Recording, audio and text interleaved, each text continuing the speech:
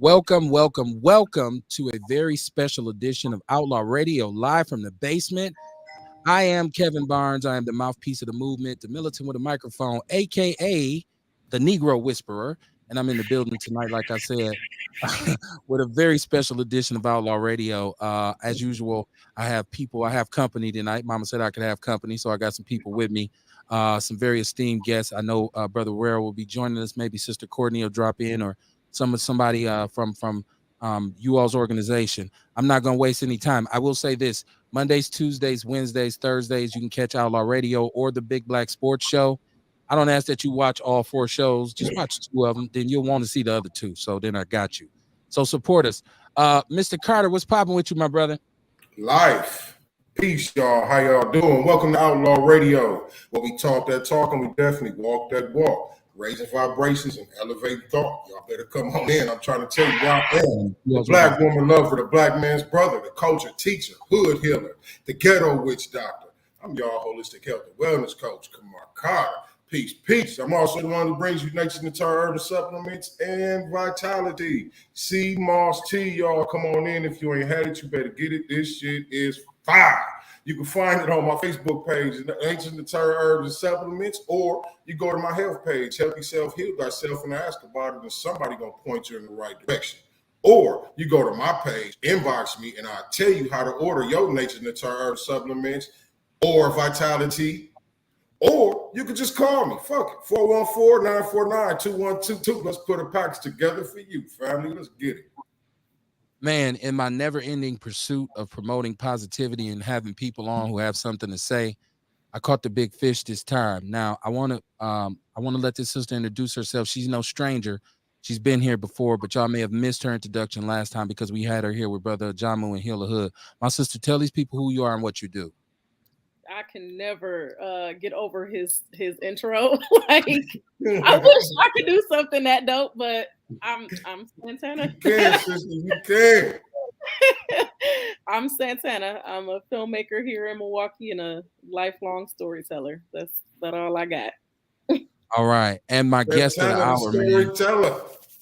I'm really happy to have this brother here. I want to thank this brother for coming in and sharing some of his valuable time with us, especially right now, because I know his phone got to be ringing off the hook. But I'm very, very happy to have you here, my brother. And like I said, welcome to the show. Welcome to Outlaw Radio. You are now an official outlaw.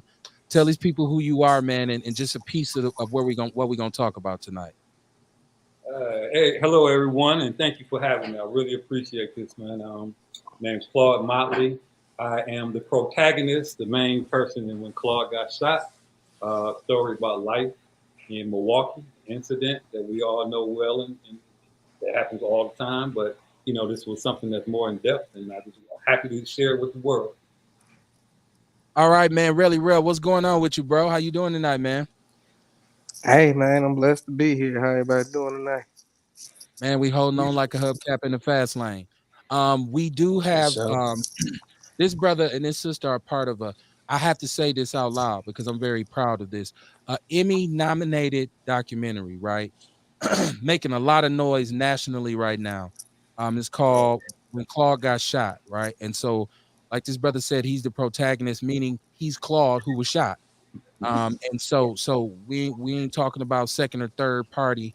We got everything coming straight from the horse's mouth tonight. So it's tell a friend, share the show.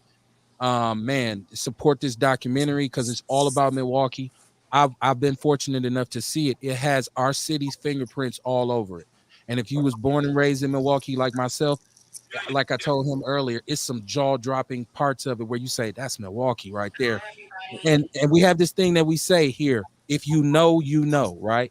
And I'm a native North Sidean, born and raised on the North Side, so I'm always big up in the North Side. I've seen so many streets and places like that's the spot, right? So y'all got to see this documentary. So my sister Santana, let's just jump right into it.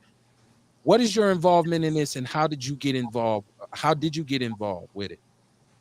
Yeah, so I am the co-producer of the film, and I'm also the impact campaign advisor. I got involved because I was looking for an internship pretty much after college, and I was connected with Brad, who is the director of the film. And this was the first, like, as soon as I interviewed for a position at the company, this was the film he told me about. He was like, this is the one you'll be interning on. So I joined the team. I started working there about a week after graduation. And, it was amazing from the get go. I was interning for a while after my internship was over. I think I came on as maybe a PA. And then unfortunately, our producer at the time decided to leave the project, and that opened up the space. That was fortunate for me, actually. It opened up the space for me to become the associate producer. And after, a few years, I was like, I'm doing a lot on this project. I think I should, amp my, amp up the stakes here and ask for a producer credit. And we basically compromised at a co-producer credit because it was, it was my first film, still learning how to produce. I didn't do everything that a producer would typically do on a documentary.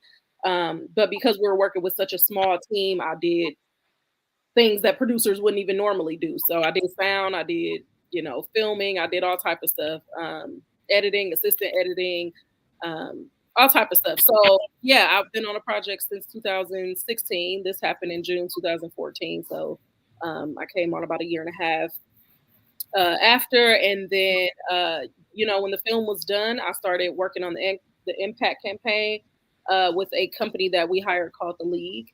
And we'll get into that more later. But now I'm just pretty much working on the impact and trying to make sure we get the film out there, the message out there, plot out there, and have some conversations about gun violence and how to prevent and reduce it. Okay, thank you. Once again, you just gun violence is part of this, right? Like I don't think it's a part of Black Milwaukee that this doesn't touch.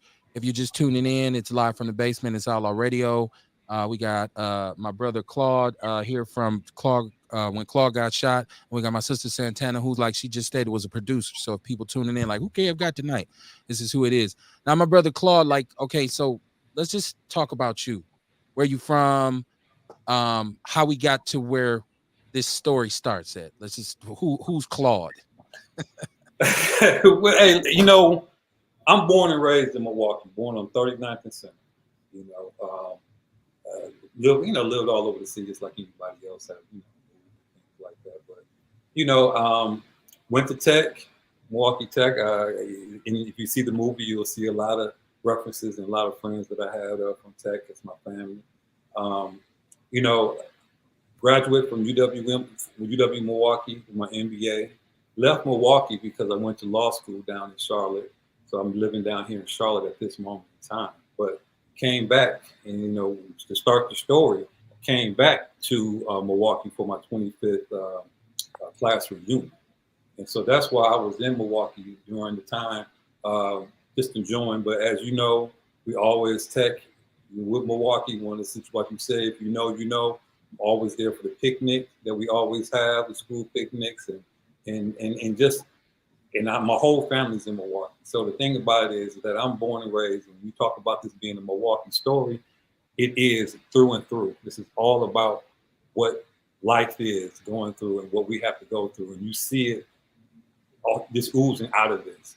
And the wonderful thing about it is that once you see the story, you realize it relates to so many other cities in this country. So, but that's who I am. Got my JD. I finished law school here in Charlotte, and so it's here working, and that's where we started. Okay, so this incident, once again, we're going to talk about how you can see this documentary, because I realized, I'm a little selfish. I jumped out the window as soon as I seen it. I said, oh man, y'all got to see this, and everybody's like, well, how? And I was like, well, I don't know. So I was privy to it, and I realized, like, people, because a lot of people were saying, Kev, how do we see it? How do we see it? So we're going to give you some ways to see it, but I think the idea that Santana had for, if you want to see it, then let's do some screenings, right? Like, it ain't about me, so you can have it. See these DVDs at Walmart. You need to watch this with a group of people, right? Like, you need to see this with a group of people. This incident that happened, people may or may not remember it. What also struck a nerve with me is that I do actually remember seeing this story about a brother who was here just for his class reunion. And this is during a time a couple years back when the carjackings had first started to, it was pre-Kia boy, but it was heading that direction. Yep. It was heading in that direction, right? And so the carjackings, which incidentally, we never were really into in Milwaukee. We wait till you go in the house and steal it. but we didn't take it straight from you, right? Like with the gun. Mhm. So this is something that had just came on. So you're home for your family reunion. You out, you go all the festivities. I went to King, by the way, so I understand we do the picnics and all that. So I had to just kind of floss that on you a little bit. So you're out, you kicking it, you got your people with you, and Right. what happens? Well, actually, I was just dropping off my one of my best friends, dropping them off. And the thing about it is that at that time I hadn't seen a lot of people for a couple of years, so I'm catching up. I'm on cell phone, getting texts, on Facebook and everything like that, just looking at, waiting for him to go inside the house. And what happened is that I saw a couple cars coming up from behind, and I just kind of pulled over because I was in the middle of the street. I was double parked, so I kind of pulled over to a parking spot, and then wasn't thinking too much about it, because we were up on 63rd and Capitol. You would think back, and from us growing up, that's relatively nice neighborhood. Right.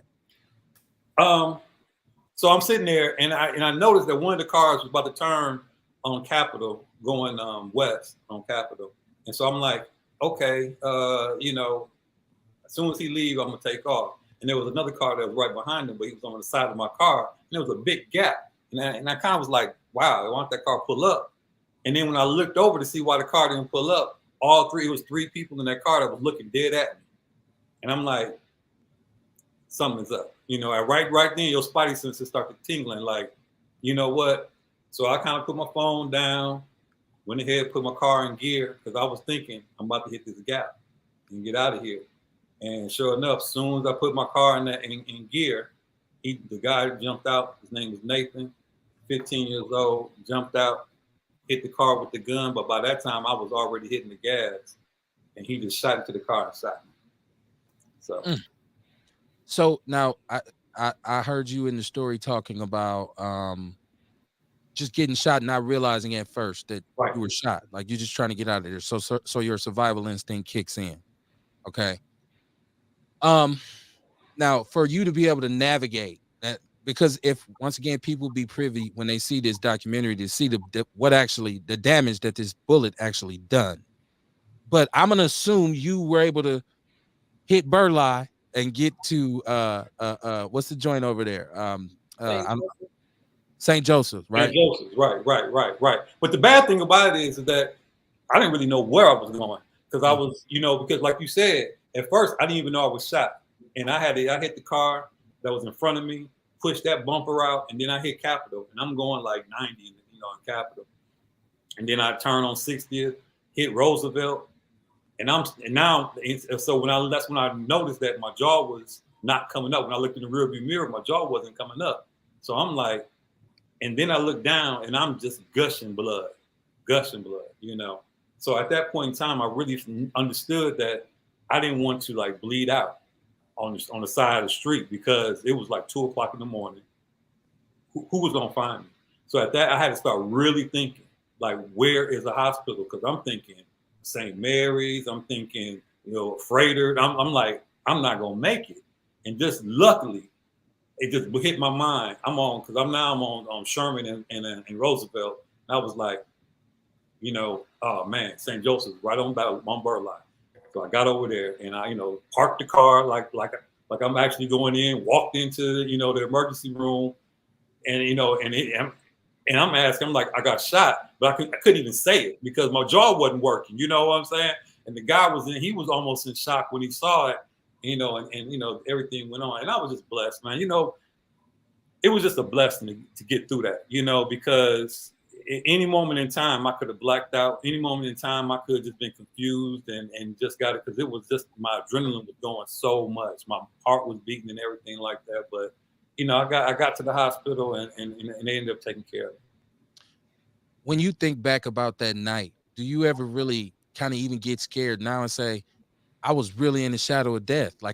How did I even, as they were showing your clothes, and I'm like, dude, can you imagine just trying to just drive to the hospital when you're in this kind of situation? So do you think about, because a lot of times when we going through stuff, we just, we thug it out and we just be like, oh man, but then you think back and say, woo, that was crazy. Like, because if it hit your jaw a few inches this way, or this is a situation that this like based on inches. It's a game of inches. Like this bullet goes in a certain place and you drive in a certain direction and you can gather yourself. So do you ever look back and just say, holy crap, man, like that's mind blowing? You know what, man? I'm gonna tell you, and I'm not, not trying to say that it's something that hits you all the time, and what you're talking about, something that that a lot of people from Milwaukee. This is one of the things I always say. People from Milwaukee grow up with a layer of PTSD. You know, something that they always are worried about, always looking over their shoulder, always something. So the thing about it is that when you talk about thinking of just dealing with that whole thing, I think that I was kind of groomed to actually have the ability to actually fight through that thought process. But you have even I told you I graduated from law school. I was talking to the doctor, and the doctor was like, if that bullet was 1 centimeter up, where it went through, it could have tore your tongue out. You might not have been able to talk. So you're talking about if someone wants to get shot in the face, it's one of the most ideal places to ever think, and so I can't even go into the blessings that I feel, the gratitude I feel, but you even go into the situation of the why me, why did I get a chance to survive, and I've known so many people that don't get a chance to make it through those fears, and or have just been named for the rest of their life, and not to say why me, and it's hard, man. It's something that you can't dwell in, or you'll drive yourself crazy, Yeah, I when you and I spoke earlier, and I had this conversation with my wife, like, if that happens to me and I live, I'm turning into the Punisher. I'm becoming one of the most armed, like I'm probably walking around with armor on. And if I hear a can drop in the dark, I'm letting the whole clip loose. Like for me mentally, I'm watching you in the documentary and I'm saying, man, how's this brother holding it together? Because you just had this whole kind of thing the whole time where you was just like, all right, I'm happy. Because I started thinking maybe he's just happy to be here, first of all. But then I said, I would have been snapping. Like you could have walked in and said hi to me. I would have just, what the fuck you mean hi? What you talking about? I would be that kind of dude. So you just had this kind of like strength, and that kind of resonated through the whole documentary as well, where you seemed, and I'm like, I know when the cameras go off, this brother got to cry. Like, because man, look, I just had back surgery, right? I had one surgery. I had a spinal fusion. And the recovery process for me, was like a little baby. Like, I'm used to being in Hercules, and I'm strong enough to move a house, and you got to walk with a walker. Like, how many surgeries did you actually have with this? I had like 10 surgeries. I had, the bad thing about it is the mouth is one of the worst places to get shot or, have any type of thing wrong because it's the dirtiest place. So, I was getting infections after these surgeries and things like that, where they had to go in and clean out the infection and open my jaw back up and things like that. So, I mean, I went through it, man. I went through it, to be honest with you. But when you talk about that strength, we talk about dealing with all that anger and stuff like that. At one point in time, my sister asked me in the movie, like, ain't you gonna sue this little boy? At one point in time, you gotta start realizing where you want to direct that anger. Because being mad at that little dude, what is that really going? I always thought, what am I really going to get from that? There's a reason why, and we probably going to go into it more deeper. But I just really try to refocus that anger, because best believe, you go through all the steps, all those things: grief, anger, frustration, sorrow. You go through all those steps, but you have to realize when you are in those modes and those moments, and try to redirect those things to something more positive, and that's what I always telling myself. And I think too, Kevin, I think like I've heard a lot of people tell us when we've had interviews. I've heard a lot of people tell Claude, like, I wouldn't have been able to have that strength or that forgiveness, or I would have did this and that and the other. And I think honestly, I think y'all should give yourselves more grace. Like, I feel like you probably would have been able to forgive like Claude did.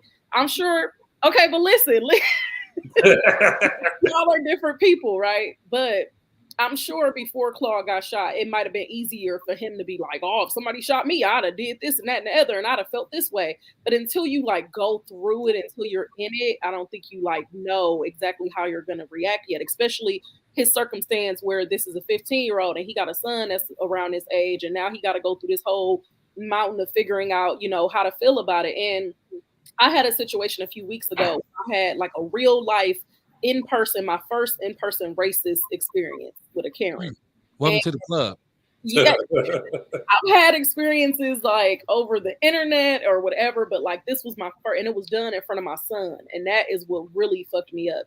And it took a minute for me to get over that, and it's still kind of hard to like talk about. But as many videos as I have watched online of people dealing with Karens and me being like, oh, if it was me, I would do this, that, and the other. It is nothing like being there in real life, dealing with it on your own, and just feeling the pool of like, what do I do? What do I say? And so I think you see in the film how Claude goes through all these different like emotions and like going up and down and like, forgiving, being angry, going after him, going after the system, whatever. And we filmed over a course of 5 years. So you see his emotions go all over the place. And I think that, yes, we all will probably have a different reaction if we were to be shot. We all will probably stay in grief a little longer, stay in anger a little longer. But I think at the end of the day, yes, Claude should be admired for his resilience, but I think we all got to give ourselves grace that, like, if we were unfortunately in that situation, we would probably have, that same, like, we would want that same resilience too. And I think it's possible for most people to get there eventually. Yeah, I'm gonna pray for that. I agree. I agree with you. I also feel like, you know what I mean. It's a choice, right? It's a choice to take yourself off on the deep end and do something crazy. Yes. It's a choice to lose your cool. You know what I mean? We all know better. You know what I mean? I also feel like um, if you're embarking on a spiritual journey, you working on yourself, you understand how making the wrong decision gonna come back on you, where you're gonna go through some more bullshit. You know what I mean? You start understanding this stuff, and like life is all about learning how to live, how to move through life, or how to navigate through life with as few problems as possible for yourself. This is called keeping the peace. This is called protecting your peace. You know what I mean? So you can live your days out peacefully. It ain't gonna be peaceful if I'm in prison. You know what I mean? If I go kill this young boy because he shot me, now I'm worried about this life that's over my head that I'm gonna have to answer to. You know what I mean? You start thinking about all these different things. You know what I mean? You tend to make the right decisions when you put all that stuff in the account. Plus, y'all both were married and have kids. I'm sure that was a process. That was a part of the process. Yeah, kids to take care of. Yeah, he had to think about his kids, his wife. He couldn't just live in that anger. So I think you would have got there. Give me a second. What you think, Rail? Hey man, I always tell people, man, them hypothetical questions, they really every hypothetical question I actually had to live down was never the same answer when you really got to deal with it, man. So I can empathize, I can sympathize, but I definitely can't say what I would do. But I do commend the fact that, like you said, you have that why me, and it could have been the other way around of why me. Like, why did this happen to me? Why did So sometimes if we're not careful, we can allow our circumstances to turn us fearful or bitter. But I just commend the fact that you still operated out of higher vibrations of love and understanding. Intellect over emotion. Exactly. Yeah. But okay, so I think I started this off by saying I'm a North Side dude, right? I'm still in Rome, so I do as the Romans do, right? And I'm gonna tell you, like, I'm not saying I would have went and shot this bitch. I do too. I just learned different. Okay, I've been some places. I've been some places that made me change my mind. I understand you, Kamara. Once again, just let me get this out. Okay. I totally understand what everybody is saying. I get that, right? But I'm a barbarian as well. And you don't do that kind of shit to me without something happening. Now, I'm not saying I would have went and did anything to this 15-year-old, because when we get to the second part of the story, you're gonna know why it wasn't necessary, right? Because karma wear high heels and a matching purse. I'm gonna tell you like this: what I would have been proactive about is making sure that it did not ever happen to me again. Meaning, the next time I'm in a jam and somebody pull up behind me like that, I'm gonna be armed to the teeth, and I'm not even waiting. I'm letting this thing sing, and whoever gets hit gets hit. That's not about me doing something irrational. Yeah. It's about me being proactive and saying, I'm not trying to go through that again. Yeah. So, God forgive me, and let you know. Tupac said, "Only God can judge me." Right. So we'll get to that. Now, once again, I'm so glad, brother, that you are still here to tell us the story. And I ain't talking to you live from Wall Pond because you went up to Marshall and drove on the ground. Oh, that's some other people doing that. Right. So, hey, but listen, but let me just say this though. The bad thing, the thing about it is that nobody's wrong, and nobody wrong or how they want to handle that stuff. You know what I'm trying to say? The thing about it is that once I knew that I was shy, and Brad is a good friend of mine. You know what I'm saying? And I said, listen, I want to attack this in this way. Right after I got shot, I'm talking about, days after I got out of the hospital, I was on the news, like jaw swollen, looking horrible. And I'm trying to tell people, like, we got to do something about this, because I knew that that's the way I walk. You know what I'm trying to say? But if somebody went out there and did something, that man, he took the risk by having that gun out there. You know what I'm trying to say? And I always, so even when I was going forward, and like you said, the second half, I was saying, hey, listen, this is the choice I'm going to make, and this is the choices what I'm going to do. But I'm not poo-pooing nobody else's thought process. But I understood that there's a cycle that we are in, and at one point in time, I want to plant the seeds of how we break this cycle, and that don't happen overnight. That ain't gonna happen. It's gonna happen after people repeat it and learn and think about it and say, hey, listen, we can get to something different. But hey, he was out there taking the risk, and if you run up on the wrong person, what can you do about that? Right. And okay, and so let me ask, how did Snoop get involved? Because a lot of people, this is how big this thing is. This is executive produced partially by Snoop, right? And shout out to Snoop for being the kind of cat to say, nah, that needs to be told, right? And I don't know what amount of money he could, whatever, for him to put his name on it gives it some validity, right? How did y'all get him on board with this? Go ahead, Santana. I know one way, another way. So go ahead, knock that out. I don't like talking about this publicly. I'm not gonna lie, but because we're here, okay, we're here, and I'm gonna just keep it real.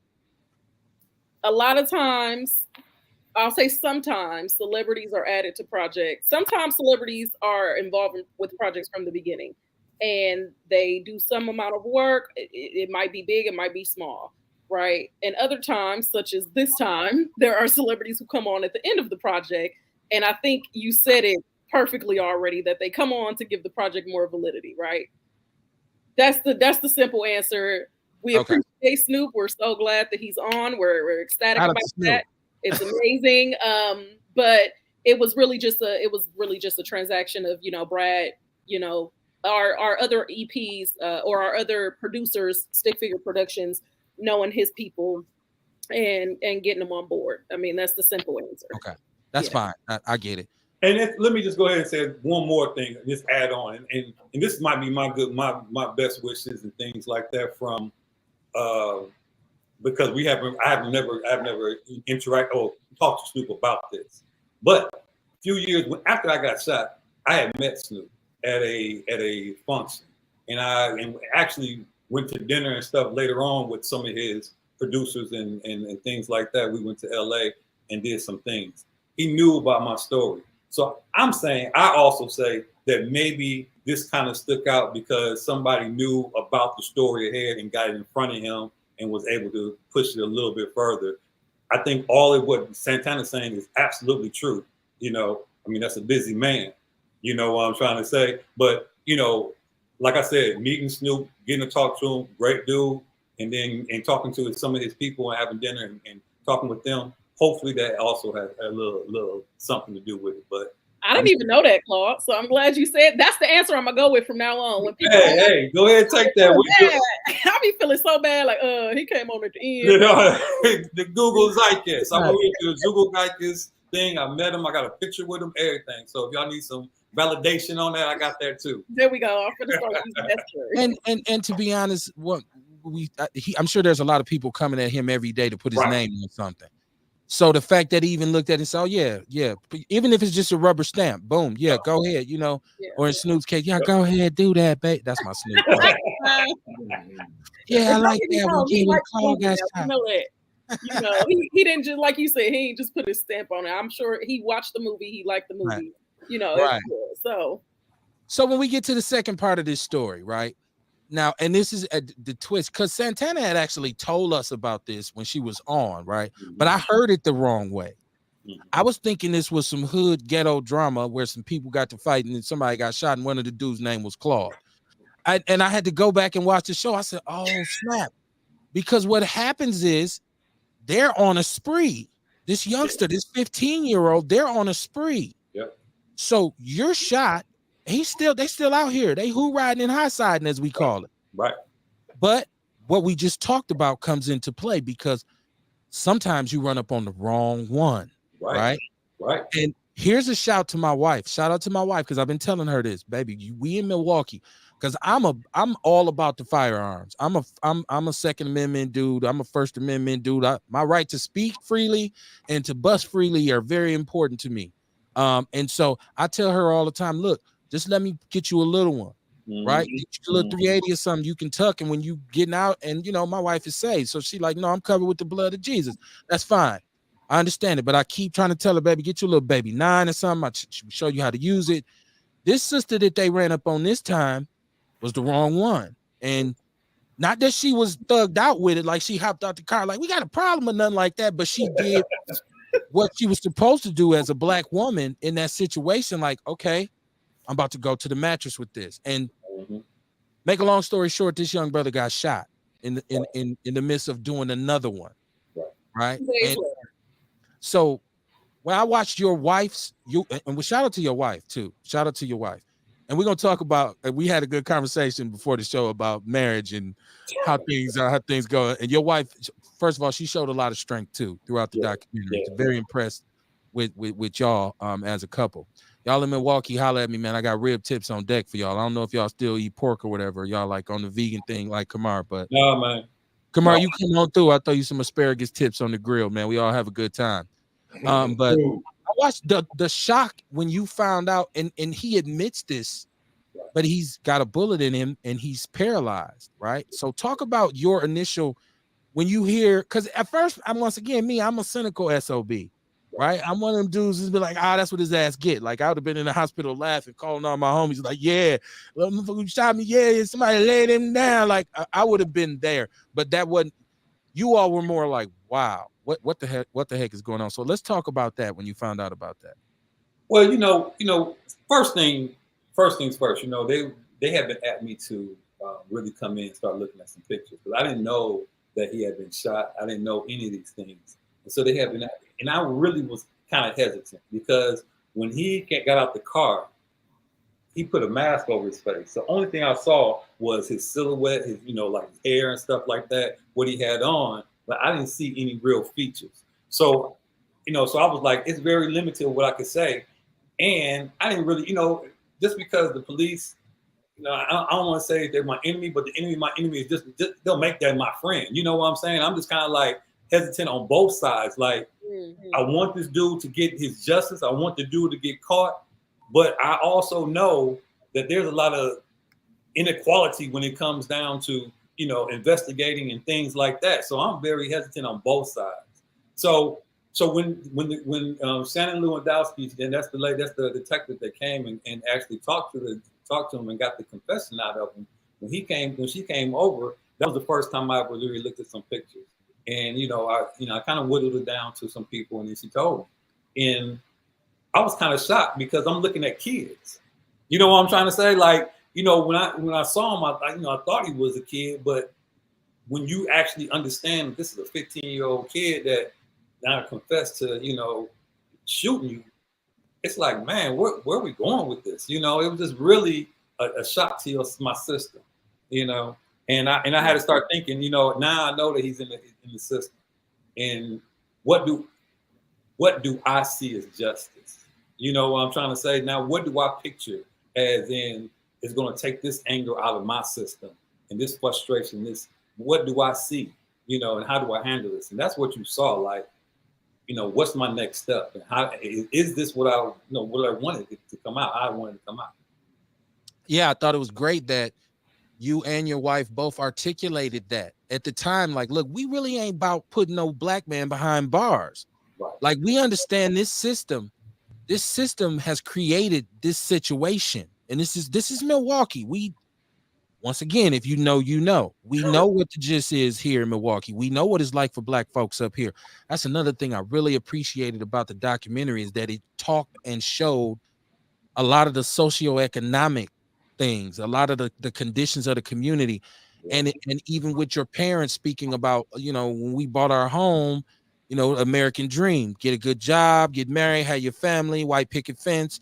And we bought this home from, you know, no black people were even really over here. And then over the years, it just kind of has just kind of deteriorated in terms of quality of life. And so that's what it kept hitting me over and over, because I kept saying in my upcoming work, and what we talk about here on the show all the time, is what black people, the conditions that we live under and have been living under for a very long time in this city. So we all understand the school to prison pipeline up here. We know that black people dominate the correctional system here.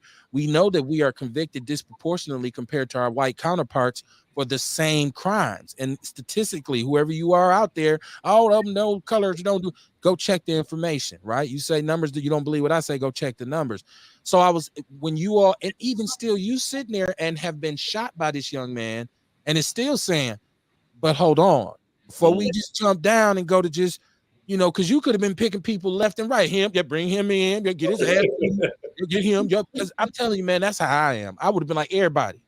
I want everybody, because I'm gonna find out who did it, right? And like I had the same kind of reaction. I should have, it's kind of irresponsible for me. I should have had the sister, and I don't know if she even wanted to come on. And that's why I just said, you know what? If I can talk to Claude and I can talk to Santana, if that sister's out there, if you know that sister, if she's comfortable with coming on talking about it, because her reaction to it wasn't like, yeah, I popped a fool. Right. She was this Yeah. Yeah, impact. I invited Victoria, but she had class today. She Okay. was in school, so she couldn't make it. But next time, she's always down to do interviews Okay. and stuff. So, well, thank you, because I was so excited when I talked to Claude. And I got him. Like, wait a minute, hold on, there's other people. Like, I was so hyped. Like, man, no, but yeah. So that's discussed, and like people don't understand, you know, for a very long time, because I've gone places out of town and people say it's black people in Milwaukee.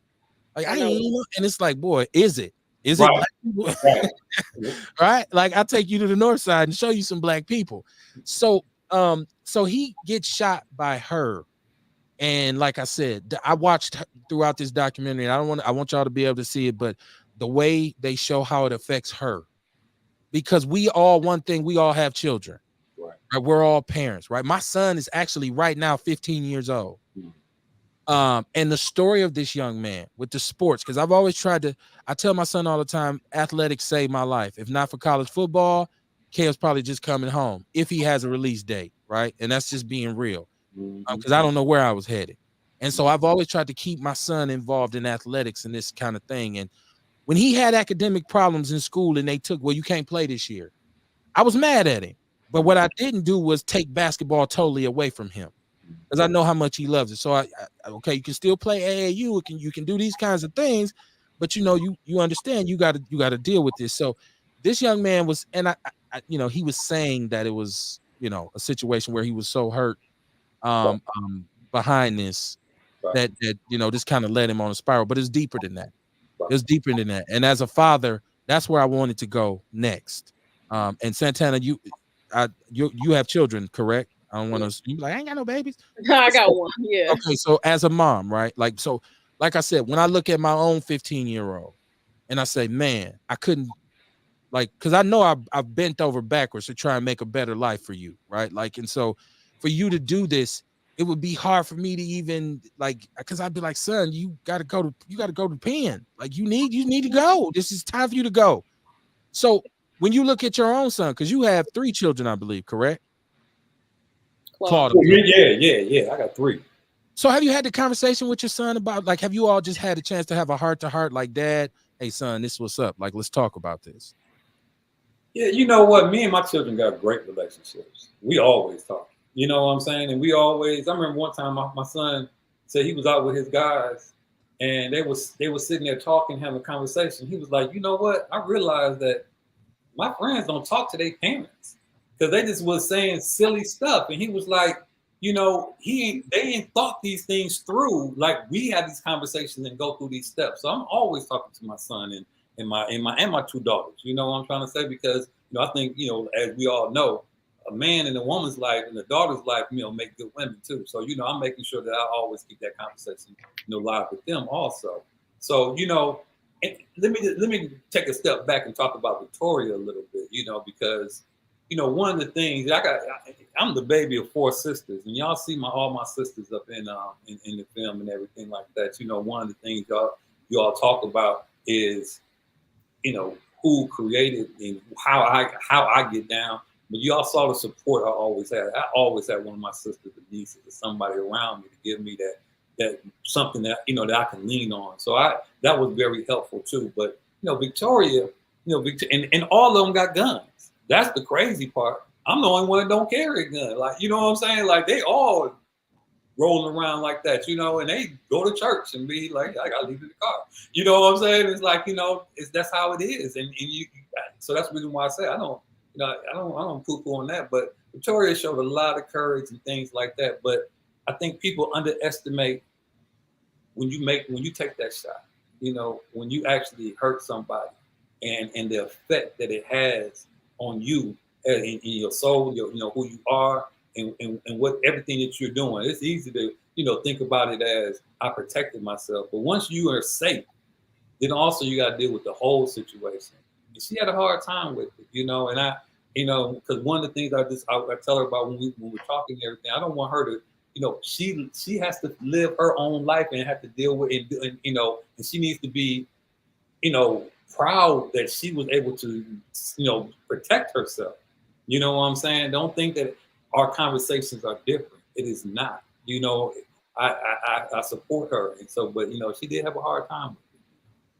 Yeah, and it's like I said, the impact on her was something that the documentary, because there was no revelry. There was no, she wasn't like, yeah, I'm a soldier, we all 10 toes down and all this. But, and this is another thing about firearms that I tell people, you have to understand what a firearm's purpose is. Right. And you have to respect that firearm, right? And like, so we talking about in this documentary 2 bullets.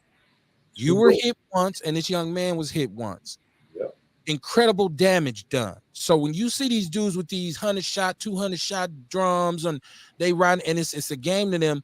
And that's why when I've taken my son to the range, I've taught him about gun safety and the responsibility of being a gun owner, to say, no, this ain't for you to get into it with some dudes at the corner store with, or some girl or something, and go.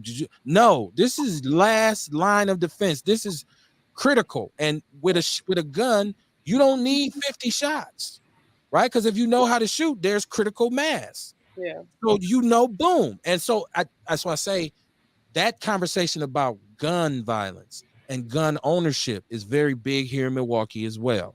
And I want to talk about that but Kamar, I did want to give you a chance, because I know you're a father as well. And I know I've seen you interact with yours, so I know how seriously you take being a dad. And so thinking about the age of this young man and knowing that, man, as bad as we want to get on him, we got to say he don't know no better. He's just a baby. And his mentality, if you watch this, it's almost like, Right. I know he knows what he did. No matter how far gone, no matter how far gone our youth are, man, we still have to teach, because that's why they're doing what they're doing, because they don't know no better. You can only do what you know. You know what I mean? The stuff you grow up learning. You know what I'm saying? Like, okay, stealing cars, whatever it is they feel like they got to do, that's become like a core belief. Like, this is what they have to do. This is life. You know what I'm saying? Like, there's some people who in the hood who don't even plan on leaving the hood ever. Right. Don't even plan on going out of town. Ever. They don't know no better. You know what I mean? So I feel like we have to remember that too. You know what I'm saying? And also being like a person who's big on our community, we really have to tread water too. You know what I mean? Because see, if you're really for the community, we can't be too quick to do something to somebody in our community either. Because we have to be a good example too. You know what I mean? It's like we between a rock and a hard place. Nobody said this shit was gonna be easy. You know what I mean? Life is all about decisions, man. You know what I mean? We got to make the right ones, and we got to teach our youth about that too. Yeah, I just see this fantasy, this movie script, this rap music depiction of what I let off and boom, man, I laid them down. See, I don't know. I've been shot at before, and it wasn't in slow motion. It wasn't no smoke effects. It wasn't really no music in the background. Like Snoop didn't slide up on a cloud of smoke, and I wasn't. It was real. You ducked down behind the car, and glass and metal was flying, and you saying like this cat is trying to end my life. It's a incredible kind of crazy thing that you go through. It's almost a state of psychosis. Hell yeah, man. That shit got you scared to go outside the next day. Yeah, and that's why I'm saying I could write a book about it. They might misinterpret what I'm saying about me being like, if this had happened to me, how I would be. But I'm telling you, this would be a reaction for me. Like, I don't even know how this brother ain't on here tonight with a shoulder holster on. Like, man, look, from since that happened, Kev, I'm certified in 50 states. I can carry up. Yeah. You know what? We still have to be strong and fearless. Exactly. I mean, you know what? And that's hard. It's hard for me to hop in and just say, take either side of this in all, because the thing about it, it's a human reaction. It's a human reaction. You was talking about, talking to your son about the guns and telling him about, but you got to really think about it. When we talk about guns in these kids' hands, we're not talking about an actual gun. We're talking about power. And that's how they're looking at this situation. They're looking at it as a situation in which they can dominate a situation. They don't have to do push-ups. They don't have to swing hands. They can dominate a situation that's over in seconds. And it's talking about power, and that's the thing that we got to talk to our kids about. And that's one of the reason why I'm not sitting here, putting the power in the gun for myself. There's something I got a mind, I got a brain. I believe in love. I believe in karma. I believe in all that stuff. I was already blessed. You know what I'm saying? And so I can see both sides of the situation. But if I reacted and said, hey, listen, I ain't going nowhere without my gun, I can see that reaction too. Because, sometimes a person, when you take away that security from a person, nobody wants that feeling is horrible. Period, point blank. When you out there on your own, when I was out there riding that car, running from people, and I'm bleeding and stuff like that, that's a horrible feeling. And I can see what somebody say, I'll never want to be in that situation again. But you know what? It's a choice. And Kamar said it, the best, like it's a choice you got to take within yourself to say how I'm going to react to this situation. And I'll definitely say, go ahead. Say, when I first started working on this film, I mean, so like Claude said, I'm born and raised in Milwaukee too, and we all, have that unfortunate thing where we're used to gun violence, and we're, I don't know, it's, how it is to grow up in Milwaukee. I ain't even gotta say it, Yeah. And I guess I never felt super scared here, honestly, because like growing up, I don't know, it was just home. It felt like even though it's dangerous, you know how to move around and whatever, you do the little things you can to protect yourself and look out and be cautious and whatever. And honestly, when I went away to college, I only went 2 hours away. I didn't feel like Milwaukee was that bad when I left. But when I came back, it was bananas. It was a whole nother thing. And after starting to work on this film, I just became so paranoid. And I remember every time I'm in the car, I'm like, anytime it's nighttime, even in the daytime, anytime I'm in the car and I'm waiting for somebody, I damn near don't even do that no more. Like, I'm gonna spin the block till you ready. Let me know when you finna walk out. Like I took so many lessons from this film. And I also just recently went to class to get my license and stuff to get a gun, and I'm saving up for my gun right now and stuff. So I'm gonna get one, but I'll also say that, you know, I also had to live with the fact that if I was in Claude's exact shoes, sometimes you just cannot prevent it from happening. Like, even if he had a gun, I think it still would have happened. Like, by the time he looked up from his phone, I mean, you saw the recreation that we did. Like, Mhm. by the time he decided, all right, I'm about to get up out of here, it was over already. Like, it just happened so fast that, like, even if he had a gun, there was probably nothing he could have done. So I don't know. I think you got to live with that mindset as well. That, like, unfortunately, when you live in a place like Milwaukee, or just fucking America, honestly, if we're being honest, when you live in a place like America, there is no escape. You cannot pick and choose. You cannot decide. And yes, you can take, you know, you can take certain things in place to try to protect yourself, but you really just gotta, like your wife said, be covered in the blood of Jesus, and just you okay at the end of the day. No, no, and you know what? Once again, I want people to understand Outlaw Radio is a platform for us to really, as Black people, be able to agree to disagree. Yeah. And thank God for Kamar, because Kamar is one of those brothers who's really he's like really centered and really, you know, like a lot of the stuff he says is correct. But I still be, like I said, I still be on that bullshit. I'm still a cheerleader for foolishness, right? Like, so God's still working on me, and I'm gonna be honest with you. When you are carrying, you move a different kind of way. Yep. So Yes. if I'm carrying, when I see a car pull up, I'm already like, hey, who? Right. I Yeah. hope they know. Now here's the deal. Mhm.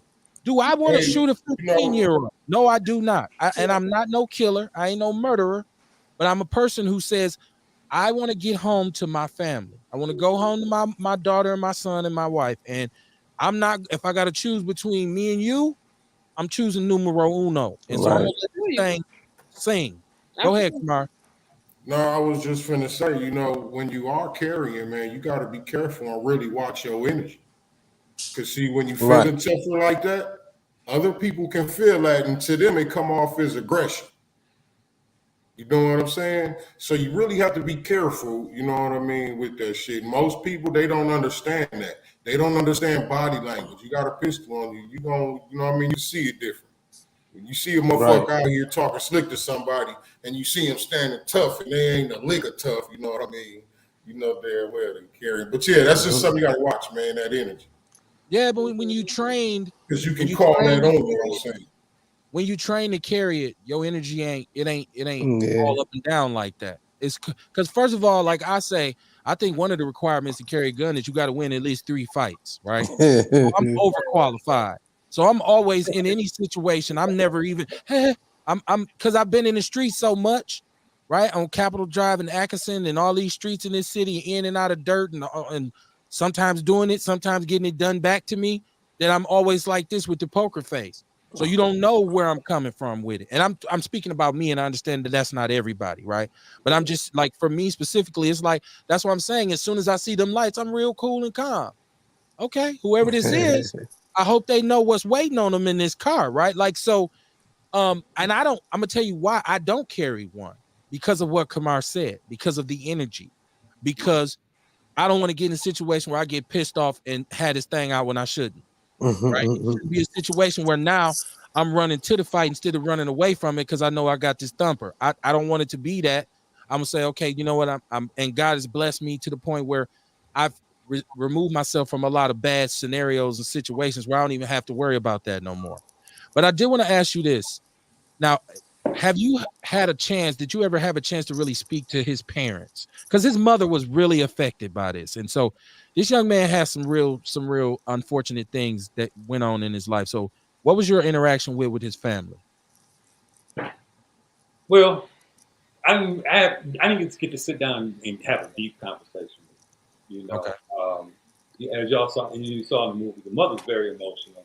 You know, it's very hard to, when you talk about this situation, she internalized a lot of this situation. It was very, I never really got a chance to sit down. Now I talked to his stepfather, and I knew actually he actually knew me from back in the day, just hanging out and stuff, whatever, playing basketball, and so he was like, yeah, when this came up, I was shocked because I knew you, like, you know what I'm saying, and I just felt bad about it, and it was a cordial, nice conversation, which also makes you even madder because you're like, okay, I'm looking at these parents and you ain't coming from nothing. You coming from something that them parents try to put them in Greenfield. They was trying, and a lot of parents, a lot of kids ain't even got here, don't even have parents that even try, Right. And so that even kind of even at the time, especially when we was in juvenile court, that even made me madder because I'm like, you ain't, this wasn't even your life, you know. I know thugs. I know what they coming from. You know what I'm saying? You thugs. We got a caller. 323 caller, you on the line. Welcome to Outlaw Radio. What's your name? Where you calling from? Okay, this is Shabaka saying Corey, Mr. Barnes calling you from Los Angeles, California. How you gentlemen doing this evening? What's good with you, Shabaka? Shout out to you and Che out there. What's going on? Oh, yes, sir. Okay, we're doing a show tomorrow night on Blog Talk Radio called Black.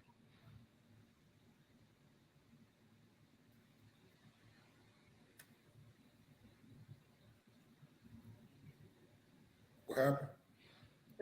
Yeah, he muted himself. Yeah, I don't hear that. Maybe he was just calling for him. No, that was my fault. That was totally my fault. I zigged when I should have said. Go ahead, Shabaka. We got you. Yes, sir. Okay. All right. And so what we're going to be doing is more emphasis on what we could do for ourselves, man, is because this crap, man, that is coming over social media, man, these days, where they want us to be acquiescing, to our men being feminized, women being emasculated, and, and killing the black family, you see. And the only way we could save this, in my opinion, is that we come together not only domestically, but internationally. Yes, because first of all, off the continent, this is where they're getting all the silicon from, all the raw materials from, all the raw materials off the continent are being used to upgrade Europe, Asia, white America, everybody except us. You know what I'm saying? And the minerals is coming from us. You see what I mean? And then two, not to mention the fact I did do a live feed from Hollywood. I did fulfill my promise where I went out there to the Kodak Theater and I crumb bombed on them tricks, told them what they were, told them how they disrespect us. You see what I'm saying? And then the sad part about it is that a lot of our youth look at this stuff as progress, when in actuality, it's countermanding our progress. Okay. So when is this show? Yeah. When is this show you gonna have? Oh, yes, sir. It's tomorrow night, 6 p.m. in the Pacific. Okay. 9 p.m. on the East, of course, 8 p.m. in Chicago, and then, of course, 7 p.m. Mountain Time. And the number to call in is 516-418-5996. And we are still waiting on these Biden supporters, to call us up. You know what I mean? And we understand, how bad they feel because when the orange man was up there, at least he told you how he honestly felt. But, you got old Sleepy Joe up there, man, you know what I'm saying, constantly selling us down the tubes on a regular basis, you see, because we don't hear nothing coming from him in regard to building up our own infrastructures of electricity, building up our own infrastructures for farming, building up our own infrastructures for education and what have you. And this is what's needed, you see what I'm saying? That's what we're saying, the black race, not only here in the United States, but throughout the whole diaspora. Well, I'm going to be looking forward to it, man. I'm going to tune in. I always rock with y'all. No, yes, sir. And we most definitely appreciate it there, Mr. Barnes. Yeah, and I see you got the crew up there. Shout out there to them as well, too. You know what I'm saying? And most definitely, you all are welcome to call in, man, and join us tomorrow night. All right, my brother. Thank you for calling. Yes, sir. Thank you for having me, Mr. Barnes. Always a pleasure. Always a pleasure. Yes, sir. Listen, if you want to call in and shout out to Shabaka, if you want to call in, you got a few questions for Claude or Santana while we have him here. I'm not going to keep them all night. But if you want to call in, feel free to do so. I got so excited I didn't get a number. It is scrolling across the bottom of the screen, though. So, 262-202-5131. Like I said, support Shabaka's enhanced black experience. I've been on there several times. We have real deep conversations about what's going on with Black America. And so we were discussing the family situation, which is very sad to me, right? And like I said, I've been in social services for a very long time, and I've dealt with these families before. And I have to be honest here, all right? And this might not be the most popular opinion on this show tonight, but I'm gonna say it anyways. I feel like at certain points there were indicators of what's going on with your kid, and I am not by any means blaming this sister, right? Even as a stepdad, though, because in my house, I am the man. So if you ain't grown, you was a little kid. So you got to fall in line with the rest of the young soldiers, right? Like you got to do what you need to do. I don't support no bullshit, right? So the skipping of school, the not taking care of your business, the defiance, the hanging with this, you on social media, all of those are indicators for me, right? And so once again, I do understand that there was a discussion, and I don't want to give it away. Y'all, I'm trying to be real meticulous, right? I do understand the conversation about this young man not having a father and being disappointed by his relationship with his dad. I understand him saying, well, I wanted to play basketball because I wanted to help my family, and that was taken away from me. Well, it wasn't taken away from you. You gave it away, right? Because, and I, like with my son, I explained to him, you can play all the sports you want in high school. You can score all the points you want to, but if you don't got grades, it don't mean shit. And when you go on the next level, when you play college ball, like I was fortunate enough to do, those coaches will send you home quick. They're not going to jeopardize their program. They're not going to. These dudes do this to pay their mortgage.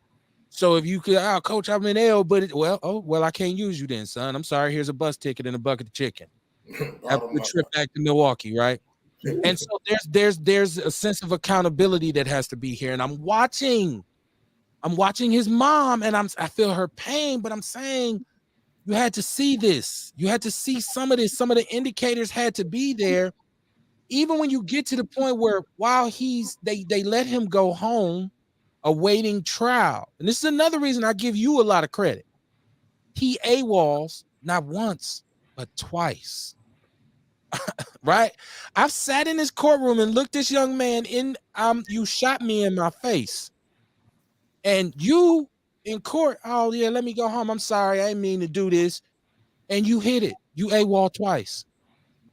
Did that piss you off? At that point, was you ready to say, you know what? At this point, send his ass to adult prison. Like, you know what? Yeah, wave his ass to adult. Like, I just want to get, because I'm watching your reactions through the whole documentary. If you're just tuning in, it's Claude Motley and my sister Santana from this Emmy-nominated documentary when Claude got shot. So how was you feeling when you seen him AWOL? Let me tell you, man. And at that point in time, I was really angry. You know, I was fighting. And that him AWOLing wasn't the part that really got me angry. The juvenile system was not prepared to take him as in his situation being paralyzed. So his sentence was going to be 3 to 5 years, and it was supervised at home. So he was going to be home throughout this whole situation. So I had to deal with this. I had to deal with that anger saying, oh, wait a minute, hold on. He was going to be in the same place. And what you're saying is what created this situation, which incubated this whole situation. And he was going to be there as a punishment. You know what I'm trying to say? And so I had already been furious at that situation and had to come to peace with that, you know. And so when he went to AWOL, I was like, what did y'all expect? Like, you know what I'm saying? Like, what are we doing? Like, I mean, y'all acting like y'all don't know what these kids do. And it was just, and so that's when we did start pushing, hey, listen, we got to move him to adult court. And not just for the simple fact is that out of anger or something like that. If we want to save this kid, he cannot be in that environment. That was my thought process. You cannot be in a situation in which that caused you or helped you or encouraged or whatever allowed you to do what you did and just act like it's going to be something different. We're not going to get any different results. So that's the reason why we pushed for that adult court at that time. The second one was way more egregious for me, though. The second one in which his mom is saying she's seeing his friends put him in a van and they take off so fast that they leave his wheelchair behind and smash out. And when he's caught, first of all, the van itself was stolen. And when he's caught with some known perpetrators and there's some stolen items recovered. Once again, I don't want to give too much away, but it was another one of the moments in this documentary where I said, oh my God, For real, like Yeah. at this point, my daughter's like, Dad, I'm like, this is ridiculous. Like, I'm in the room acting like this is me, right? Like, I'm like, dude, come on, man. And once again, God bless his mom and his stepdad and anybody in his family. I'm just saying, sometimes as a parent, you have to be very careful not to become an enabler. Right. Right. I listen, son, let me tell you something. I know that I already know. Right. What's the old thing what your grandma used to say? Ain't nothing open after 12 in the streets but legs and what and opportunity. What was it? Legs in hospitals. Legs in hospitals, right? So you either in one or the other, right? Or on your way to one or the other, right? Like, so when you start doing this kind of shit, you can't fool me as a father, as a stepfather, as a man. I'm saying, hold on, dog. No. And I'm probably all up on your social medias too. Right. Like, oh, this how you getting down now? Oh, this you. Like, so when it's waved onto adult court, the reaction from his family, I got it, but I didn't get it. I got the, oh damn, that's messed up, but not the, oh, like no. He campaigned for this. He almost begged for it. And so I don't want to, I don't want to come off as I'm judging his mom because that's her baby. Right. And you know, she carried that boy for 9 months till cradle to the grave. I get it. But sometimes as a family, you just have to be strong enough to say, listen, man, hey, what they tell us when I was young, when you had to go to, they say, man, hey, face forward, chest up. Don't look back. Don't look back at your mama. Look and listen to the prosecutor, listen at the judge, listen at what your sentence is, because you're going with them after this shit. So I just kind of was like, I felt like his mother just, you know, I felt like she was on the verge of looking for somebody to blame. And maybe I'm wrong. Right? And so, because I'm not the absolute, you know, but I just felt like she wanted to kind of say, y'all, look, help me. Like, this is not our fault. But it kind of is, though. It kind of is. As a parent, if you ain't being honest, look, my son is out here. I got to, you know, so when I seen that, and I'm looking at you in your family, and I'm like, how did that make him feel? That this brother, you done shot me in my face, and you've AWOL twice. And you knew that the threat was, we're going to waive this to adult court if you don't do what you got to do. I thought it was incredible. It still, to me, it still has an impact on me to see that was his choice. Like, it was like, bruh, like you don't ever want to tell a black man you deserve that time, but but this the good thing about this movie. This is the good thing about this film, and you know, one of the things that, you know, if Brad was here, you would see. I mean, all the way until they was done with the film, I didn't really want this to be when Claude got shot. I wanted it to be something else, something more. I didn't want it to be focused on me, because when you start looking at it, what you are talking about is a whole story within itself. This is about this boy, you know what I'm saying, and about Victoria, and about issues of Milwaukee that causes these kids to pick up guns. And when it talks about family and it talks about kids, you know, this ain't just about me, you know, and I say this all the time, you know what I'm saying? Like, this is a story you can come in at any point in time, and it touches so many different issues in which we have to live and we have to deal with over and over again. They all stressful. This young man, you know, he wasn't my responsibility to be worried about how he was going to feel. I took that responsibility on, as in, you know, thinking about and asking for whatever, but that wasn't my responsibility. I could have taken that anger and frustration. You know what I'm saying? But these are the things that we run into every day in Milwaukee. We have to take on when we driving. These fools are driving crazy as heck. You know what I'm saying? We got to take the responsibility of being safe and almost driving for them, because we know that they're not thinking for themselves. You know what I'm saying? And so these are the type of things that this movie actually shows. And I'm, you know, and not to, I'm just happy that the Emmys was like, listen, hey, y'all got to see this, because the nomination is not just saying, you know, hey, y'all gonna win something. The nomination is like, this is exceptional merit, that there's something good to be put out in this world, and y'all need to see this. And that's my whole goal in this whole thing, man. Right. I'm telling you, it's an incredible piece of film. And I'm not, you know, I'm working on my own thing right now, and I don't even want to push it because it's all about you and Santana and what you all have done with this. But I'm I don't watch documentaries and get that involved. I was really like, because we're all from Milwaukee, and you talked about growing up here, and they went into some stuff on you about, you know, your past or whatever. Right. But even that just made me see, and it helped me understand, like, at one point this brother had some issues that he needed to deal with, and he dealt with them. He faced the music. He said, this is what it is. And then you made the choice and the decision to say, well, I'm going to move my family out of here because it's just not safe. But I'm going to go back for my class reunion. And this sets off this chain of events. So it's the story about young black males here. It's the story about what's going on with black males in Milwaukee. It's the story about how right now this city is eating its young in terms of black kids. And I like over the weekend, 12 shot, 2 dead. Like I'm watching all weekend, right? Because I live in the podverse.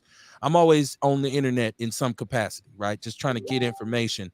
I keep seeing this person just murdered, you know, and this person was shot, and it's youngsters, right? And it's women, it's babies. So when I hear a mayor come out and say, well, I'm going to implement a curfew for downtown, I say, what the fuck are you talking about downtown? Right. When I hear you keep telling the community, no, you guys we need you to, no. When I see a police force that has over a $500 million budget, right? And you talking about flying down the street doing 90 after being shot. Where was the police? There was no patrol to say what's going on. Like all of this stuff, it's almost like we say, a lot of it's intentional. Like they want to drive us in this direction. And so we talk about this, and that's another thing when it shows the city and it talks about the desperation for young black males. And some people might say, well, how do a 15-year-old get involved in this? Well, you'd be surprised, because a lot of them are just out here. I mean, I can't go to a store, hey, old school OG, you buy me a blunt, you buy me a black, and I'm like, look, man, if you can't buy it, you probably shouldn't be smoking it. Or you need to figure out a better way to get it, like we did. We figured out who would buy us some liquor, or who would get us a blunt out the store. I didn't have to harass everybody. We know just to go. Let's go get a little dude from down the street. He said, "Let me keep the change, y'all." You know, it's the 80s though. You know, it's a little bit different time, right? So 2 for 15. Okay, my bad. I flashed back. But no. So Milwaukee has a very serious problem that needs to be addressed, right? So. Have you gotten an opportunity to go and talk to some other young men and say, this is what happened to me, and this is where one of y'all headed? Either it's going to happen to you, or you're going to end up doing it to somebody else. Have you been able to kind of share that with youngsters? You know, our whole impact is, I've done screenings. I have done, talk to people. You know, unfortunately, my movie came out in 2019. Was that same time? 2021. March. 2021. Yep. And, we're deep into the pandemic. And so a lot of the forums weren't open for me to actually get to and talk to people and everything like that. But we have a 5-year plan when it comes down to the impact of this movie. And, unfortunately, with this whole thing that we're going through right now, and how timely it is, it seems like this is going to be something that we're going to be talking about for a while, and so hopefully, with the impact we're building, and Santana can say a lot more about it too, but, we definitely are trying to, and we have gotten in front of kids and gotten in front of, people, people that's re-entering into society, and we're trying to reach everybody with this because it has so many different points of entry. Okay. So then I would have to ask Santana, first of all, how can people see it? And then what is the plan? Because I really think this thing needs to just rotate, right? Like in my opinion, every channel, HBO, all these people, because I done seen y'all show some shit that I'd be like, why is that a documentary? This is one where it should be out there. So what's the plan for this? Because if I can help in any way, I'm down. And I know my outlaws are too. So what's the plan for this? Yeah, so you can pretty much see it currently by setting up a screening. That's the best way to see it right now. If you have a church, a school, a neighborhood, a group of kids, whatever it is that you are doing, if you want to set up a screening, you can definitely, let me know, email me. I'll drop, I don't think I can drop my email in there, but Santana@theleague.org. I'm sorry, Santana@wearetheleague.org is my email. You can email me to set up a screening.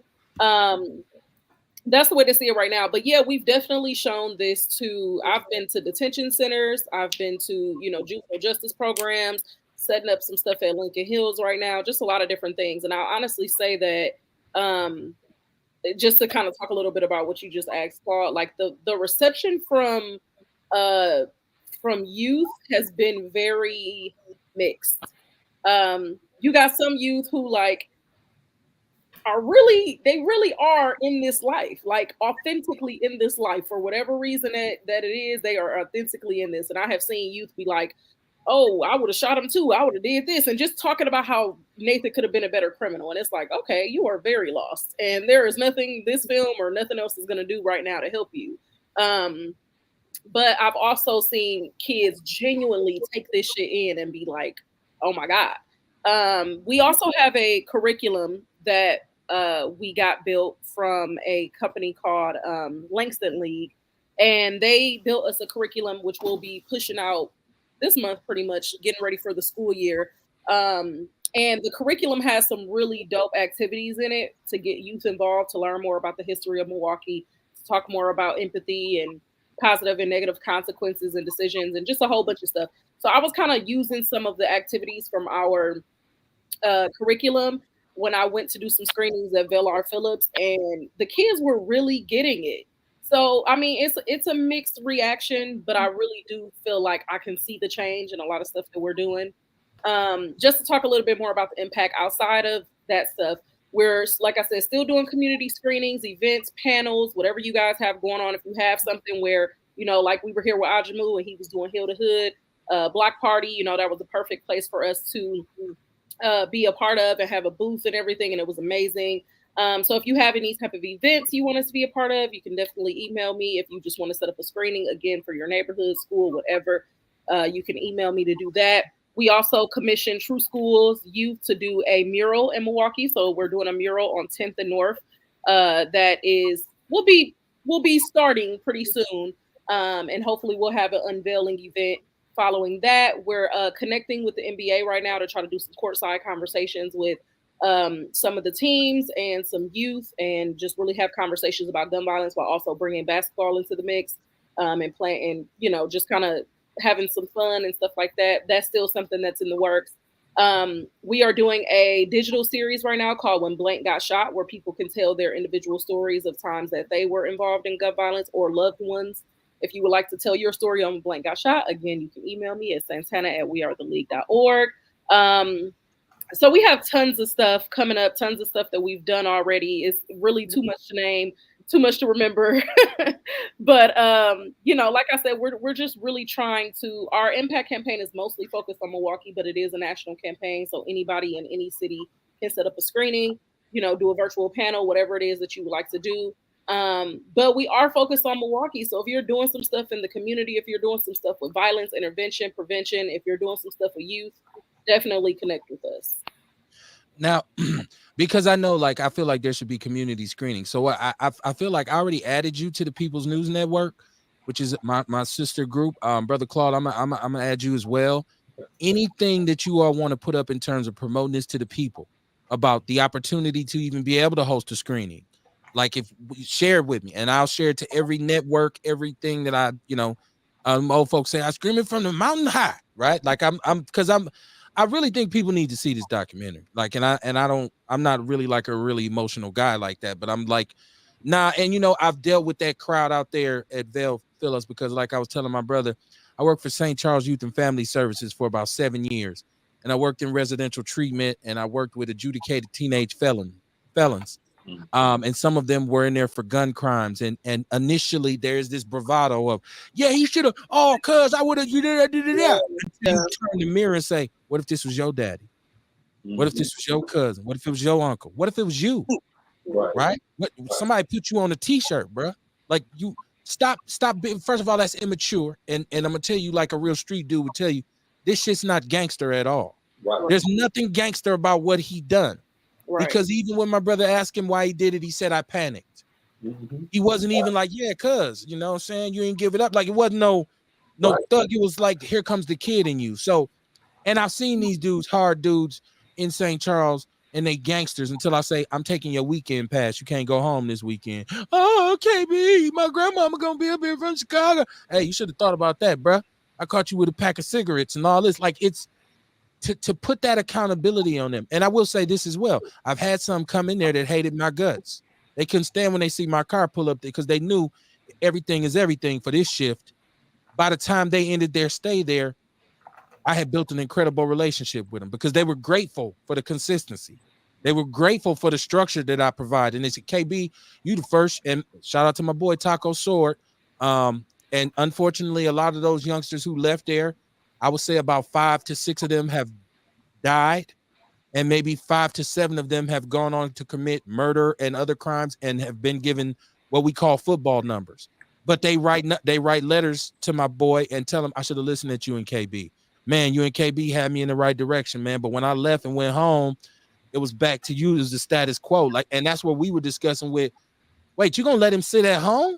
This is where all this shit started at. Like, you gonna let him sit at home? So y'all see the documentary. But I do want to say this before I let you go. Shout out to your wife. And y'all had this moment in this documentary where I threw my hand up in the air and said, that's marriage. That's living with a black woman. Right? That was true gangster. That's what I'm saying. You want to see a thug? Check out my wife. Right. And it resonated. Your wife is an attorney, right? Yeah. So her strength off top was there. Like, it wasn't no weepy. It was no, you know what? Let me make sure my man is okay. Now let's take care of this business. But the pressure, and I'm gonna give you a chance to talk about this because it's almost like we just did a show called Testify, where we gave our own personal testimonies, right? And the strength there, when I see, and the people don't even understand because I don't want to give it away, like these bills from these medical procedures and all of this stuff is piling up. Seems like there's no accountability. And so eventually it creates strain on your relationship.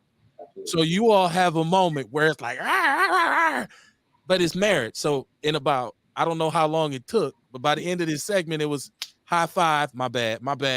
Let's get this done. Let's move forward. And I said, now that's black love right there. That's marriage. Cause I had my wife ready to cut my head off. And then maybe I was like, look, okay, you still the fuck up, but let's take care of this business. Right. So talk about the impact. How did it strengthen your relationship with your wife? You know, it's hard to say strengthen. You know, one of the things we got to understand that when we talk about financial troubles, that's like the number one reason for divorce in this country. You know what I'm saying? So the thing about it is that just coming in, we had to be pretty strong. Just, you know what I'm saying? Because, you know, I'm still dealing with that whole concept of the weight of all these bills and things like that. I'm still dealing with it, and it ain't going away. So we all know that we all have trials and tribulations. We have barriers that we had to get over, and that's how we accepted it. You know, we just knew that we had to, you know, try to get through this. You know, but it's all. I mean, you know, everybody knows a marriage is a work in progress. Once you stop working at a marriage, y'all might as well get divorced. It's always a work in progress, and so we always are still working. We still struggling. We still doing things, but we still have a lot of love for each other. So that's all that I can just say. You know? Okay. And I'm gonna tell you, if you got a black woman, it don't stop, because you know, and that's not a knock on black women, because one thing about black women is they hold you accountable. Like, and that's why a lot of people, they would prefer, I would give me a white girl or something, because that sister gonna call it. You ain't finna do that. No. And don't have them one of them hand clapping. What you ain't gonna do? God, I don't have one of those, but but a strong black woman is like, don't play no games. Like, get it together. You be like, damn. When you got the right one, that's her keeping you on your shit. Okay. Thank you. Come on. Iron sharpens iron, and that's how your relationship should be. If y'all ain't pushing each other to new heights and all that stuff like that, then you know y'all might not be in it for the long haul. But you know, iron sharpens iron, and then once you get into that groove in which you know you are challenging each other, you are doing things to make each other better, and it's coming from the right place. It's not coming from a place of selfishness and stuff like that. Then you know it's gonna work out. I ain't trying, like you said, you know, relationships are relationships, and sometimes they don't work out. But you know, we're blessed to be in a strong relationship. Well, I just want you to know, and the sister Victoria, like y'all, they, because normally they will do these things and they'll make either the sister look kind of crazy or the brother will come.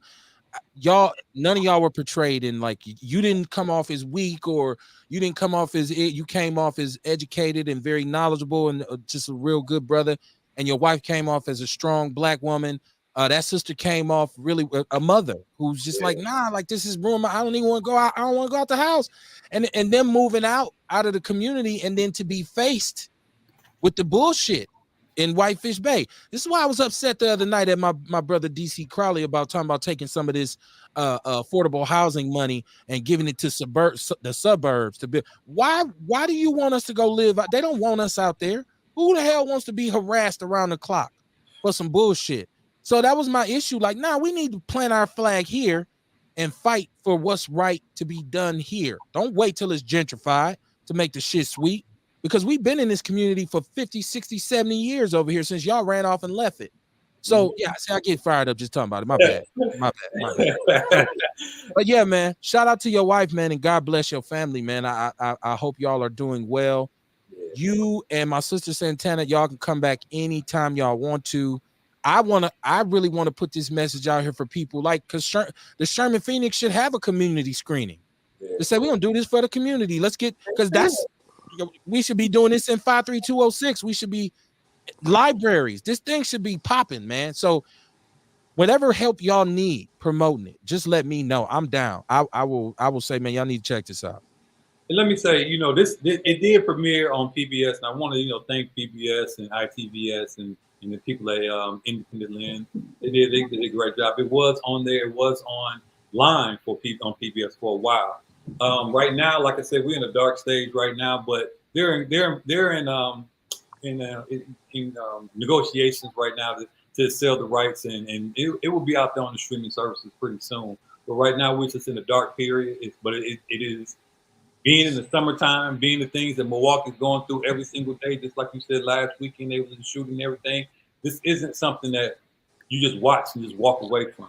It has way more impact when you can watch and then discuss what you looked at before. So the screenings is an experience that is 10 times better than just sitting in your home and watching it, because this is something about a community, and a community should be together when they watch something like this and talk about it. You know what I'm saying? So I said definitely try to get out there and get some screenings.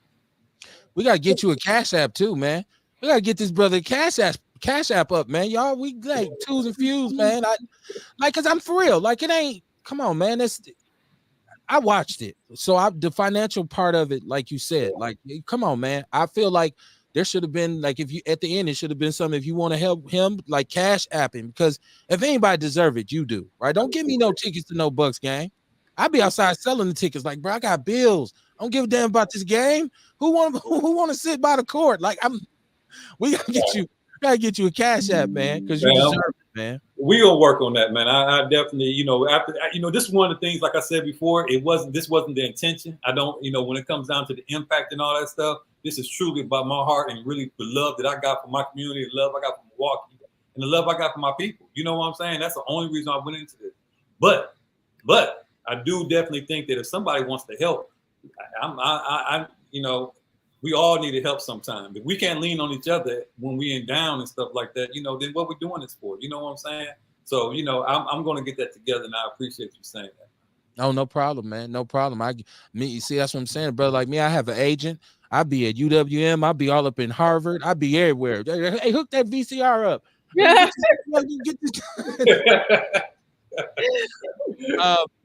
I want to give you, before we let you go, because I'm gonna let you go. I know y'all an hour ahead of us.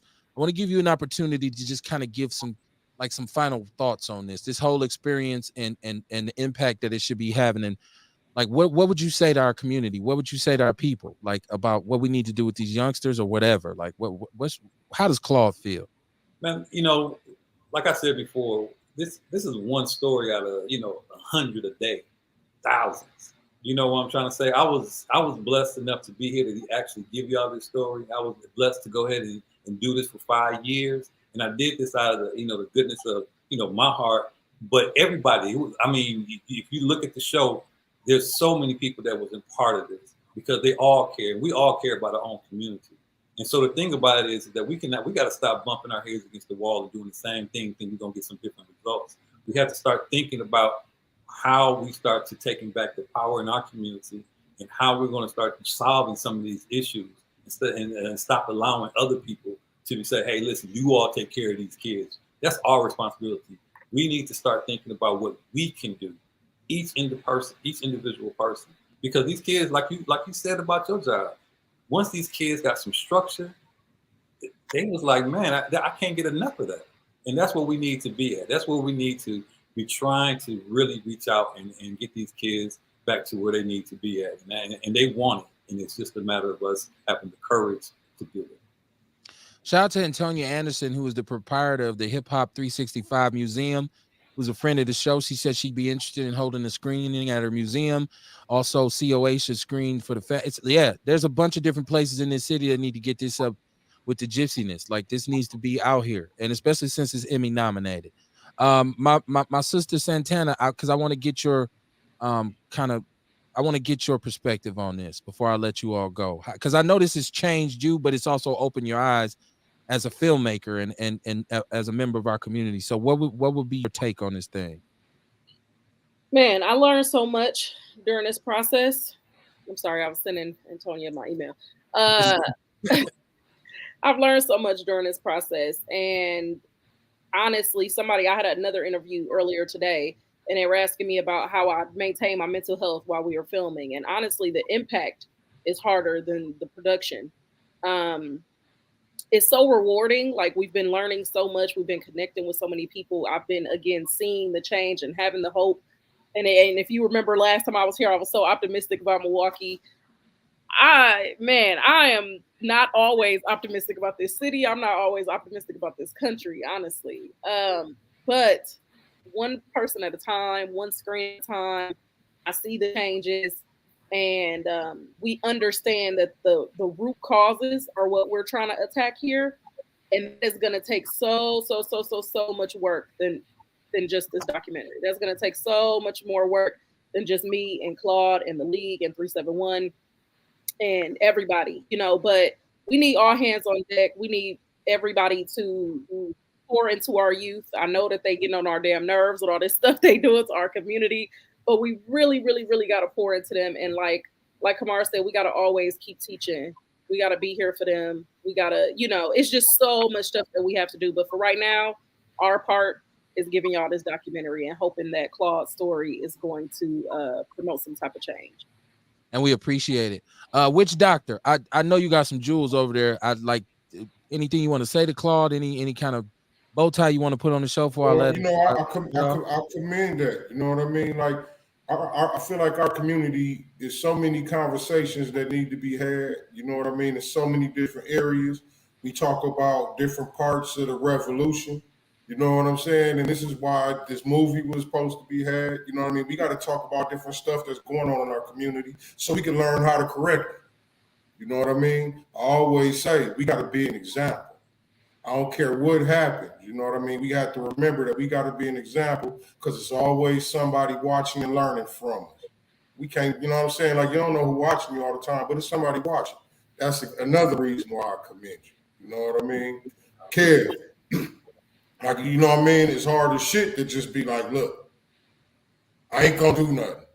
I'm gonna put the gun down. You know what I mean? It's hard as fuck. You know what I mean? I don't care how good you get at working on your anger. It's always another level that you ain't ready for. You know what I'm saying? So you have to always remember, man, to stay open, keep your mind open, and be willing to do something better. You know what I mean? Work on yourself. Shout out to Ajamu. Hey, shout out to you, Ajamu, because you made the connection between Santana and myself. And I don't know, it was just like, because we did have that conversation where you were very optimistic, Santana, and I was like, look, hold on, I'm from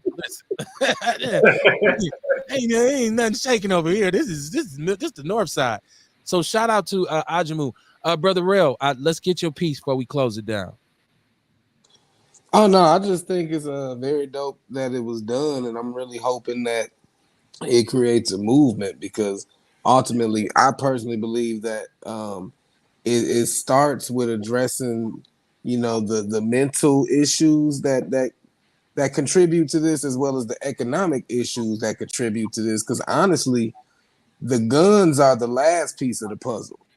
It's the psyche of the people that's doing things, and it's the desperation that a lot of them have. Because even if we look back throughout time, everybody always carried protection. It wasn't considered a weapon; it was considered protection. Like, and it's great to be covered by the blood of Jesus, but even his right hand man Peter kept his sword on his side.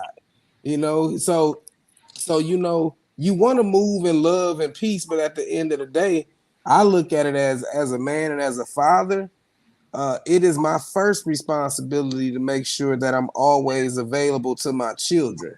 So me personally, I do see the significance in carrying, and it's everybody's right to move how they want.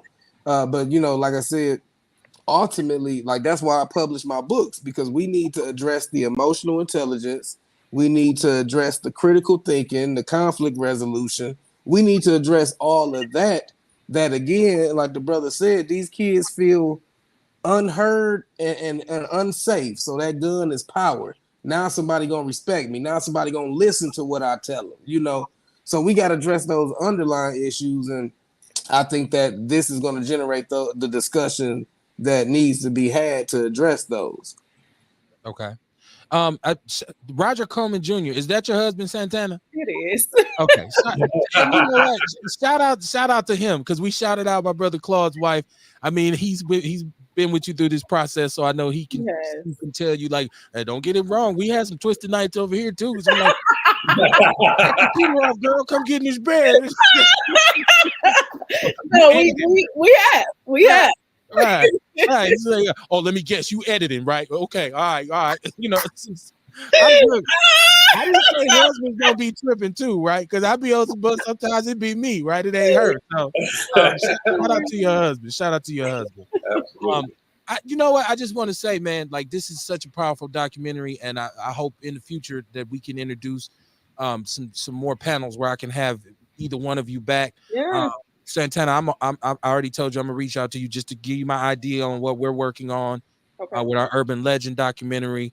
And it's centered around this. It's basically based around what happened to us, and it's really about, if you grew up here, and I'm not scared of my age. I'm 46 years old. I was born in 1975. I was born into the most beautiful Black community you've ever seen in your life. In the Rufus King area neighborhood, our shit was on point, at like the flyest shit you could ever see for Black people, homeowners, business owners, new cars, new Lincolns, new Cadillacs. We didn't know no struggle over there. And if you out there listening, you grew up on 17th, you already knew what kind of community we had.